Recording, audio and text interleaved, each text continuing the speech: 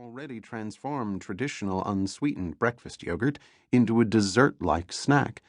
It now had twice as much sugar per serving as Lucky Charms, the company's cloyingly sweet marshmallow-filled cereal. And yet, because of yogurt's well-tended image as a wholesome, life-giving snack, sales of Yoplait were soaring, with annual revenue topping $500 million. Emboldened by the success, General Mills' development wing pushed even harder, inventing a yogurt that came in a squeezable tube, perfect for kids, eliminating the need for a spoon. They called it Go-Gurt and rolled it out nationally in the weeks before the CEO meeting. By year's end, it would hit $100 million in sales. So while the atmosphere at the meeting was cordial, the CEOs were hardly friends. Their stature was defined by their skill in fighting each other for what they called stomach share, or the amount of digestive space that any one company's brand can grab from the competition. If they eyed one another suspiciously that evening, it was for good reason. By 2001, Pillsbury's chief would be gone, and the 127-year-old company, with its cookies, biscuits, and toaster strudel, would be acquired by General Mills. Two of the men at the meeting rose above the fray.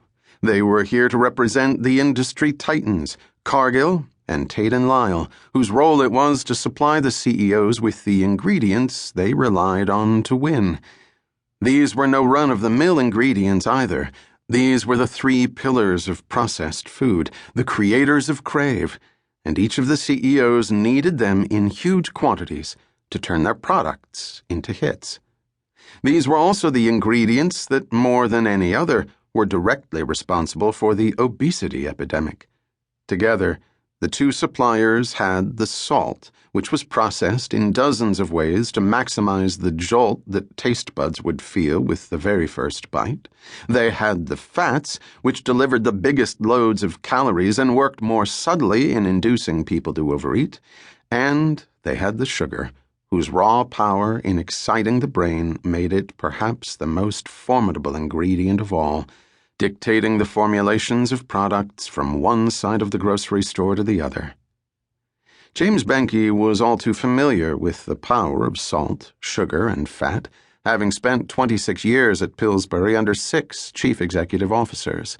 A chemist by training with a doctoral degree in food science, he became the company's chief technical officer in 1979 and was instrumental in creating a long line of hit products, including microwavable popcorn. He deeply admired Pillsbury, its employees, and the warm image of its brand.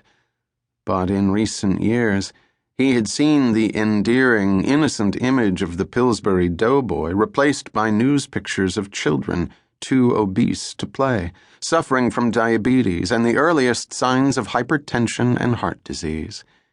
He didn't blame himself for creating high-calorie foods that the public found irresistible.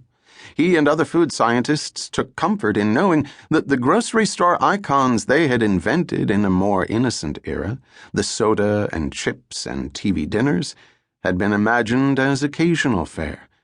It was society that had changed so dramatically that these snacks and convenience foods had become a daily, even hourly habit, a staple of the American diet. Benke's perspective on his life's work, though, began to shift when he was made a special advisor to Pillsbury's chief executive in 1999. From his new perch, Benke started to get a different view of what he called the big tenets of his industry: taste, convenience, and cost. He worried especially about the economics that drive companies to spend as little money as possible in making processed foods. Cost was always there, he told me. Companies had different names for it. Sometimes they were called PIPs, or profit improvement programs, or margin enhancements, or cost reduction.